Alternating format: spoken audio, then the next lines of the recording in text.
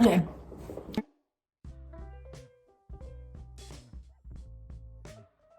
Hi, my name is Mary Morgan Love. I am a sophomore at York Comprehensive High School, and I would love to attend the Governor's School for Science and Mathematics.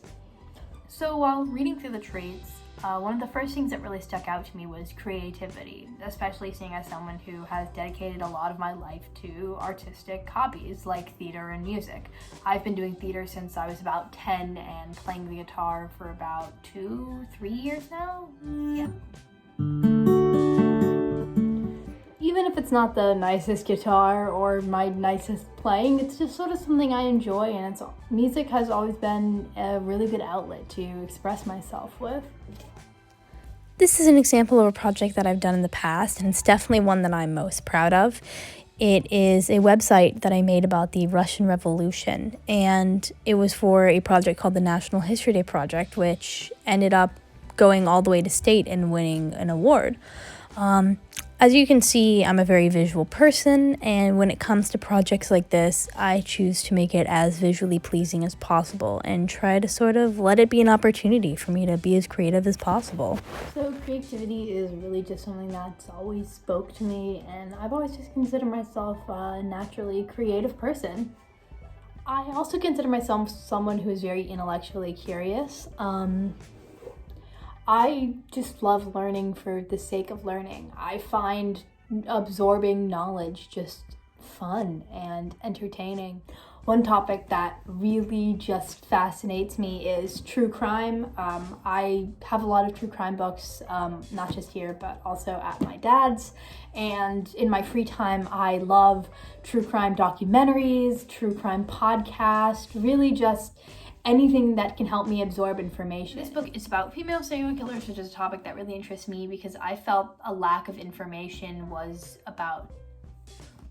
So this book is about female serial killers, and I find it really interesting, mostly because I think that there's a lack of information about women who commit crimes, even though I feel like it's honestly not as uncommon as a lot of people believe.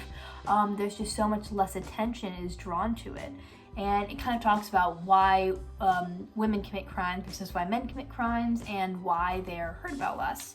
This next book is one of my favorites. As you can see, I've read it many times. I did buy it secondhand, but it's also been annotated because I've done several projects on it because it just has a lot of information about what fascinates me. As someone who's very intellectually curious, I'm always asking the question of why, which is my biggest fascination with true crime. Why do people commit crimes? Why would anyone want to commit these horrible acts? And this book really goes into a lot of the psychology behind serial killers and just violent criminals in general. And it really is fascinating. It is honestly one of my favorite true crime books out there.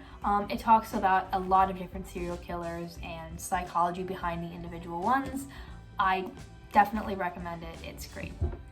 If I'm being totally honest, the biggest thing that stuck out to me was really passion. I consider myself someone who is very passionate about social, political, economic ideas. I've obviously, in my lifetime, a lot has gone on politically, and since COVID begun, obviously a lot socially. I personally believe that social, political both connect to economics. The environment that I grew up in is very unique in the sense that although I don't consider myself low income, I don't consider myself someone who has ever really struggled with money in our household. I did grow up surrounded by a lot of students who did. In fact, over 50% of the students that attend York are below the poverty limit, which is honestly really scary. And when you're surrounded by that at a young age and not really, you feel a real connection to these low-income people. You keep questioning why. Why are these people that are close to me that I care about, why are they suffering? And it's honestly one of my biggest passions is trying to help low-income people, seeing as that's something that has connected me the most. I am someone who's also very passionate about a lot of social movements. I am obviously very pro Black Lives Matter. I am a queer person myself. I am passionate about immigration, seeing as my grandfather himself immigrated here from the Netherlands, and because he is of Indonesian descent, he did also experience a lot of racism and different things. I make a big point to try to make sure that my activism is not performative. I think that the best way for me personally to be a good activist is to stay educated. Not only that, but to also seek any opportunity I can get and use every opportunity to ultimately help the causes that I am passionate about.